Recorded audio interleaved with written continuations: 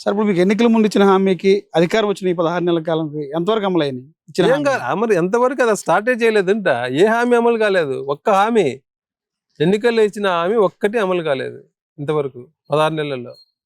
గత ప్రభుత్వంలో ఫస్ట్ 6 నెలల్లో చాలా హామీలు అమలు చేసింది. 2019లో గవర్నమెంట్ రాగానే ఫస్ట్ క్యాబినెట్లో 27% ఐఆర్ ఇస్తామన్నారు. ఫస్ట్ క్యాబినెట్లో అప్రూవ్ చేసి 2019 జూలై 1 నుంచి ఐఆర్ ఇచ్చిండ్రు. ఆర్టీసీ ఎంప్లాయీస్ ను 3,600 కోట్లు బడ్డెన్ అది గవర్నమెంట్ మీద. ఇమ్మీడియట్ గా 6 నెలల్లోనే అది కూడా అమలు చేసి 2020 జనవరి 1 నుంచి ఆర్టీసీ ఉద్యోగులు ప్రభుత్వంలో తీసుకున్నారు. ఆశా వర్కర్లకు జీతాలు పెంచారు, శానిటేషన్ వర్కర్లకు జీతాలు పెంచారు, గ్రామ వార్డు సచివాలయ వ్యవస్థ తీసుకొచ్చిండ్రు. ఇట్లా ఉద్యోగులకు ఇచ్చిన హామీలు చాలా హామీలు 6 నెలల్లో అమలైనాయి. కరోనా అలాంటి స్పీడ్ లోనే కరోనా వచ్చింది. కరోనా వల్ల పరిస్థితి తారుమారైంది. కరోనా తర్వాత ప్రభుత్వ స్పీడ్ పూర్తి తగ్గిపోయింది. ఉద్యోగుల సమస్యలు అప్పటి నుంచి ఉద్యోగుల సమస్యలు అయినాయి. మరి నెక్స్ట్ మీ భవిష్యత్ కార్యాచరణ ఏంటి? అదే అంటే ఇప్పుడు ఉద్యోగులకు మెయిన్ ఉద్యోగులు పిఆర్సీ కమిషన్ కోసం ఎదురు చూస్తున్నారు. ఐఆర్ ఇవ్వాలి, పెండింగ్ బకాయిల మీద ఒక ప్రభుత్వం ఒక రోడ్ మ్యాప్ ఇవ్వాలి, ఎప్పటిలోగా ఏ బకాయిలు ఎప్పుడు చెల్లిస్తారు అనేది. ఈ మూటి మీద ఉద్యోగులు ఎదురు చూస్తున్నారు. ప్రభుత్వాన్ని ఇంకొద్దిగా అంటే ఇప్పుడే డిఏ ఇచ్చింది కాబట్టి ఇప్పుడే మనం మళ్ళీ రోడ్ ఎక్కితే బాగుండదు. సంక్రాంతి వరకు టైం ఇస్తున్నాం ప్రభుత్వానికి. సంక్రాంతి లోపల మిగతా సంఘాలతో కూడా మాట్లాడుకొని, అన్ని సంఘాలతో మాట్లాడి, మా కార్యవర్గాల్లో కూడా మేము చర్చించుకొని, మా ఉద్యోగులతో కూడా చర్చించుకొని సంక్రాంతి తర్వాత దీని మీద కార్యాచరణ ఏం చేయాలనేది ఉద్యోగులతో మాట్లాడి చేస్తాం. ఖచ్చితంగా పోరాటం అయితే ఉంటుంది. ప్రభుత్వం స్పందించకపోతే సంక్రాంతి లోపల ఉద్యోగుల సమస్యలపై కొన్ని పరిష్కరించకపోతే ఖచ్చితంగా పోరాటం. వెంకటరామరెడ్డి గారి భవిష్యత్తు ఏంటి? ఉద్యోగ పరిస్థితి నేను భయపడను. నేను ఏదైతే కరెక్ట్ అనుకుంటానో అదే చేస్తా. నేను దేనికి భయపడను. అంటే సస్పెండ్ అనేది పోయినసారి అదే పరిస్థితి, ఇప్పుడు ఇదే పరిస్థితి అంతే. సస్పెండ్ ఏమవుతుంది? సస్పెండ్ చేస్తారు, చేయని ఏమవుతుంది? దానికి నేనేం భయపడను. ఏం చేసినా నేను సిద్ధమే. నేను అన్నిటికీ సిద్ధంగా ఉన్నా. ఫైట్ నేను ఏదైతే కరెక్ట్ అనుకున్నా దాని ప్రకారం నేను ముందుకెళ్తా తప్ప నన్ను సస్పెండ్ చేస్తారో, ఉద్యోగం తీసేస్తారో, అరెస్ట్ చేస్తారో అవన్నీ నేనేం భయపడను. ఏదైనా ఫేస్ చేయడానికి నేను సిద్ధంగా ఉన్నా. మీ ఉద్యోగ సంఘాలు మీకు సపోర్ట్ ఎలా ఉంది? మీ సెక్రటరీ ఎంప్లాయీస్ సంబంధించి అట్లేం లేదు. అంటే నేను గవర్నమెంట్ నన్ను ఒక శత్రువులాగా చూస్తుంది కాబట్టి ఇప్పుడు ఉద్యోగులు కొంత మీ తోటి ఉద్యోగులు కూడా మిమ్మల్ని వ్యతిరేకిస్తున్నారు అనేది కొంత ప్రచారం జరుగుతుంది. అట్లా ఎప్పుడు అంటే 100% నన్ను సపోర్ట్ చేయరు కదా. నేను ఎలక్షన్లో గెలిచినప్పుడు, పోటీ చేసినప్పుడు కూడా 100% నాకు ఓట్లు లేదు. ఎప్పుడు ఏ నాయకుడికి 100% సపోర్ట్ ఉండదు. నన్ను వ్యతిరేకించే వాళ్ళు ఎప్పుడు కొందరు ఉంటారు. అలాంటి వాళ్ళు ఇప్పుడు గవర్నమెంట్ మారింది కాబట్టి ఇంకొద్ది అలాంటి వాళ్ళ వాయిస్ ఇప్పుడు కొద్దిగా పెద్దదవుతుంది. అది కామన్. అది దానికి సపోర్ట్ చేసే వాళ్ళు ఎప్పుడు ఉంటారు, వ్యతిరేకించే వాళ్ళు ఎప్పుడు ఉంటారు. నెక్స్ట్ మళ్ళీ రేపు వచ్చే ఎన్నికల్లో మీరు పార్టిసిపేట్ చేస్తారా? చూద్దాం, ఇంకా టైం ఉంది కదా, అప్పుడు పరిస్థితిని బట్టి. చాలా ఉంది. ఇప్పుడు ఈ గవర్నమెంట్ వచ్చిన తర్వాత శాలరీ ఫస్ట్ తారీఖు పడుతుందా? నేను చెప్పాను కదా ఇందాక. అది ఇంకా ఈ గవర్నమెంట్ వచ్చిన తర్వాత శాలరీలో ఏం పెద్ద తేడా లేదు. అంటే గతంలో 5-6 తారీఖులో పడేది ఇప్పుడు 3-4 తారీఖులు అట్లా పడుతుంది. అదేంటి, ఎన్నికల ముందు కుటుంబ ప్రభుత్వం అధికారం రాకముందు ఉద్యోగుల్ని ఫ్రెండ్లీ వాతావరణం తీసుకొస్తా ఉన్నారు, జగన్ కన్నా మించి సంక్షేమిస్తా అన్నారు. దాదాపు అధికారంకి వచ్చి 15 నెలల కాలం అయింది. ఎలా ఉంది ఉద్యోగుల పరిస్థితి? ఎలా ఉంది అంటే మీరు రోజు పేపర్లో చూస్తుంటారు ఉద్యోగులు ఎంత ఇబ్బంది పడుతున్నారు అనేది.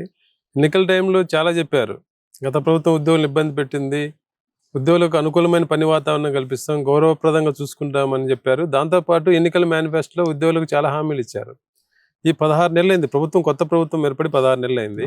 ఉద్యోగులకు ఇవ్వాల్సిన హామీలు పక్కన పెడితే ఉద్యోగులకు రెగ్యులర్గా రావాల్సినవి కూడా, అంటే డిఏలు కానీ, ప్రమోషన్లు, ఇలాంటి చిన్న చిన్న ఎంప్లాయీస్ రావాల్సినవి కూడా సాధించుకోవడానికి ఉద్యోగులు చాలా ఇబ్బంది పడుతున్న పరిస్థితి మనకు ఈరోజు కనపడుతుంది. ఇప్పుడు వరకు 4 డిఏలు పెండింగ్ ఉన్నాయి. గతంలో ఎప్పుడు కూడా ఒక కరోనా టైంలో తప్ప, కరోనా టైంలో ఏంటంటే గవర్నమెంట్ ఆఫ్ ఇండియా ఫ్రీజ్ చేసింది కాబట్టి అప్పుడు పెండింగ్ ఉన్నాయి డిఏలు. మిగతా ఎప్పుడు కూడా 4 డిఏలు పెండింగ్ ఉన్న చరిత్ర నాకు తెలిసి 25-30 ఏళ్ళు ఎప్పుడు లేదు.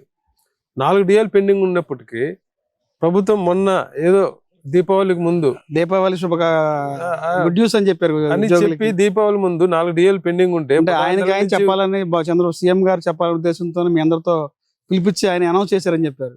అంటే డిఏ గురించి ఇంత హంగామా ఎప్పుడు చేయలేదు కదా. ఇప్పుడు 16 నెలలు డిఏ ఇవ్వలేదు. పిఆర్సీ ఇంప్లిమెంట్ చేయాల్సిన టైం 2.5 సంవత్సరం దాటిపోయింది. పిఆర్సీ కమిషన్ వేయాలి, ఐఆర్ ఇవ్వాలి, పెండింగ్ బకాయిలు చాలా ఉన్నాయి. ఎన్నికల టైంలో పెండింగ్ బకాయిలు అన్ని చెల్లిస్తామని చెప్పారు. వీటన్నిటి మీద ఉద్యోగులు ఆస్తా ఉన్నారు. ప్రభుత్వం హామీ ఇచ్చింది, 16 నెలలు అయింది, ఇంకా ఇస్తుందని 16 నెలలకు ఎదురు చూస్తున్నారు. ఇలాంటి టైంలో ఒక పెద్ద మీటింగ్ పెట్టి, అంటే ఒక జాయింట్ స్టాఫ్ కౌన్సిల్ మీటింగ్ పండగ ముందు హడావిడిగా రాత్రి 10-11 గంటలకు ఎంప్లాయీస్ ఉద్యోగ సంఘాలను అర్జెంటుగా రండి మీటింగ్కి మాట్లాడదామని చెప్పడము, మంత్రులు వచ్చి మాట్లాడడం జాయింట్ స్టాఫ్ కౌన్సిల్ మీటింగ్ లో మంత్రులు సుదీర్ఘంగా 4 గంటల పాటు మాట్లాడిన తర్వాత సీఎం గారి దగ్గర తీసుకెళ్లి సీఎం గారి దగ్గరతో చర్చ అంటే ఉద్యోగులందరూ చాలా ఎక్స్పెక్ట్ చేస్తారు. అంటే ప్రభుత్వం చాలా చెప్పింది ఎన్నికల టైంలో, వాటిలో కొన్నైనా న్యాయం చేస్తుంది. కొన్నిటినన్నా పరిష్కరిస్తుంది, కొన్నిటినన్నా ఉద్యోగులకు ఇస్తుందనే ఆశ ఉద్యోగులకు అందరికి ఉన్నింది. తీరా చూస్తే ఏం చేశారు, ఒక డిఏ ఇచ్చారు. ఒక డిఏకి ఇంత హంగామా అనేది ఉద్యోగులు అందరిలో ఆశ్చర్యపోయారు. ఇంతకుముందు అన్ని ప్రభుత్వాలు డిఏ ప్రతి సంవత్సరం 2 డిఏలు ఇవ్వాలి, అన్ని ప్రభుత్వాలు డిఏలు ఇచ్చినాయి. కానీ ఎప్పుడు ఇంత హడావిడి డిఏ కోసం ఒక జాయింట్ స్టాఫ్ కౌన్సిల్ మీటింగ్ పెట్టి మంత్రులతో గంటల తరబడి చర్చ, మళ్ళీ తర్వాత సీఎం గారితో చర్చ, డిఏ కోసం ఇంత హడావిడి ఎప్పుడు చేయలే. ఫస్ట్ టైం చూసింది. ఉద్యోగులు నిజంగా ఉద్యోగులు అంతా ఏం జరుగుతుంది ఏం అర్థం కాని పరిస్థితిలో ఉన్నారు. డిఏతో దీపావళి కుటుంబం అంతా హ్యాపీగా చేసుకున్నారు. ఆ డిఏలో కూడా మళ్ళీ ఒక ట్విస్ట్ పెట్టారు. రిటైర్మెంట్ బెనిఫిట్స్ అన్ని డిఏ బకాయిలని రిటైర్మెంట్ అప్పుడు ఇస్తామని చెప్పి మళ్ళీ దాని మీద అంటే పండగ అయితే ఈ గడావిలోనే అడిగిపోయింది. అంటే డిఏ బకాయిలు ఇస్తారా రిటైర్మెంట్ టయానికి అని. పండగ వెళ్ళినాక ఆ పండగ సమయంలో అన్ని సంఘాలు, టీచర్ సంఘాలు, మేము అందరం కూడా తీవ్రంగా వ్యతిరేకించి ఉద్యోగుల నుంచి, అంటే సంఘాలను పక్కన పెడితే ఉద్యోగుల్లో తీవ్రమైన చర్చ దీని మీద నడిచింది. వాట్సాప్ గ్రూపుల్లో వచ్చింది. అంతా ఉద్యోగులంతా తీవ్రమైన వ్యతిరేకత ఉందని ప్రభుత్వం గ్రహించి మళ్ళీ ఆ జీవోను సవరించి మళ్ళీ ఆ డిఏ బకాయిలు ఫస్ట్ ఇచ్చిన జీవోలో ఏముంది, తర్వాత మళ్ళీ మా జీవో మార్చారు. దానికి దీనికి తేడా ఏంటి? అదే ఫస్ట్ ఇచ్చిన డిఏ జీవోలో డిఏ బకాయిలు అంటే ఈ డిఏ ఇప్పుడు ఇచ్చిన డిఏ 2024 జనవరి 1 నుంచి ఇవ్వాల్సిన డిఏ, అంటే 2024 జనవరి 1 నుంచి మొన్న సెప్టెంబర్ వరకు అంటే 21 నెలల బకాయిలు ఉద్యోగులకు రావాల్సినవి ఉద్యోగి రిటైర్ అయ్యే టైంలో ఇస్తామని చెప్పారు. రిటైర్ అయ్యేటప్పుడు అంటే ఇప్పుడు నాకు ఇంకా 20,000 సర్వీస్ ఉంది అనుకోండి, ఈ రోజు నాకు బకాయి ఒక 25,000 ఉంటే ఆ 25,000 ఈ రోజు ఇవ్వకుండా 20 ఏళ్ళ తర్వాత ఇదే 25,000 20 ఏళ్ళ తర్వాత ఇస్తారు. అంటే ఈ రోజు 25,000 ఉండే వాల్యూ 20 ఏళ్ళ తర్వాత 25,000 ఉండే వాల్యూకి ఏముంటుంది? అది చాలా నష్టపోతుంది ఉద్యోగులు. అందుకే ఉద్యోగులు తీవ్రమైన వ్యతిరేకత వచ్చింది. దాన్ని ప్రభుత్వం గుర్తించి ఉద్యోగ వ్యతిరేకత ఎక్కువ ఉందని గ్రహించి ఆ డిఏ జీవోను సవరించి మళ్ళీ డిఏ బకాయిలు 3 విడతల్లో ఇస్తామని చెప్పి ఇచ్చారు. నెక్స్ట్ ఫైనాన్షియల్ ఇయర్ నుంచి 26-27లో 10%, తర్వాత 30% 3 ఇన్స్టాల్మెంట్లు ఇస్తామని చెప్పారు. కొంతమంది ఉద్యోగ సంఘాలు ఏదో దీనికి సంబరాలు చేస్తున్నారు, చాలా సంతోషంగా ఉంది ఇచ్చింది. సంబరాలు ఎవరు చేయలేదు, ఉద్యోగ సంఘాలు కూడా. వాళ్ళకు కూడా తెలుసు, అందరూ ఉద్యోగ సంఘాల నాయకులు కూడా. అంటే సీఎం గారు చాలా కాలం 16 నెలల తర్వాత పిలిచి కూర్చోబెట్టి మాట్లాడారు. ఇలాంటి టైంలో ప్రభుత్వాన్ని విమర్శించడం బాగోదు అనే ఒక అంటే వ్యతిరేకంగా మాట్లాడలేదు బాగుండదేమో అనే ఒక ఇదితో ఆగిపోయారు తప్ప వాళ్ళేం సంబరాలు చేసుకుని దీంతో పెద్దగా ఉత్సాహపడి ఏదో ఆనందం వ్యక్తం చేసిన సందర్భం అయితే లేదు. ఉద్యోగులందరిలో ఆవేదన ఉంది, ఉద్యోగ సంఘాల నాయకుల్లో కూడా ఉంది. సరే, ఈ 16 నెలల ఉద్యోగ సంఘాలు ఎన్నిసార్లు కలిసి ఉంటారు సీఎం గారు? ఎన్నిసార్లు అపాయింట్మెంట్ ఇచ్చుంటారు? ఇండివిజువల్ గా అయితే నాకు తెలిసి ఏం లేదు. అంటే ఎప్పుడైనా వాళ్ళు కొత్తగా ఎన్నికైనప్పుడు బొకే ఇవ్వడమో లేదన్నా విశేష చెప్పడానికో తప్ప ఉద్యోగుల సమస్యలపై అయితే నిన్న ఒక రోజు మీ అందరిని పిలిచి మాట్లాడారు. అంటే మేము అధికారం వస్తే ఫ్రెండ్లీ వాతావరణం వస్తుందని చెప్పాను. నిజంగా పరిస్థితి ఉందా? అది అంటే మీరు కూడా జర్నలిస్ట్ గా చూస్తున్నారు ఇప్పుడు ఎలాంటి పరిస్థితి ఉందో, ఉద్యోగుల మీద ఎంత పొలిటికల్ ప్రెజర్ ఉందో అనేది మనకు తెలుసు.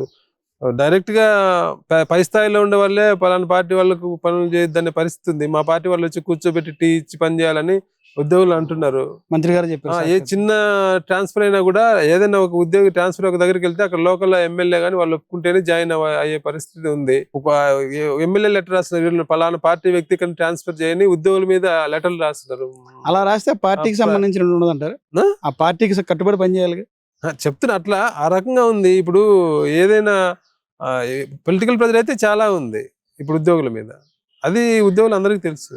సరే, అవన్నీ జనరల్ గా అంటే ఏ పార్టీ ఉన్నా కొద్దిగా గొప్ప పొలిటికల్ ప్రెజర్ అయితే ఉంటుంది. అవన్నీ పెద్దగా ఎంప్లాయీస్ వాటి గురించి కూడా ఎక్కువ పట్టించుకోవడం లేదు.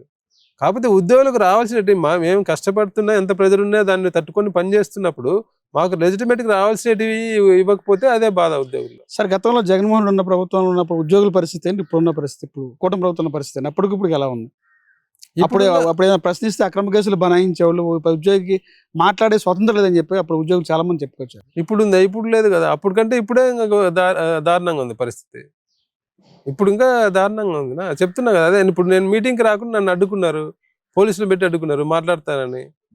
నా మీద ఎంక్వైరీ 16 నెలలు అయింది. ఎంక్వైరీ రిపోర్ట్ ఇచ్చిండు. ఎంక్వైరీ రిపోర్ట్ కడప కలెక్టర్ గారు రిపోర్ట్ ఇచ్చారు. ఆ రిపోర్ట్లో ఏముంది క్లియర్ గా 4 డిపోలలో నేను ప్రచారం చేసినాను అనేది ఆరోపణ.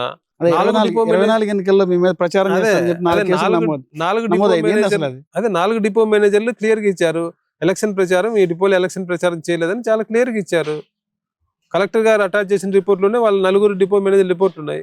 అయినా ప్రభుత్వం ఏం చర్య తీసుకోవడం లేదు, ఏం చేయడం లేదు. ఎందుకు కావాలని నన్ను సస్పెన్షన్ అట్లే కొనసాగిస్తుంది. దీన్ని బట్టి అర్థమవుతుంది కదా.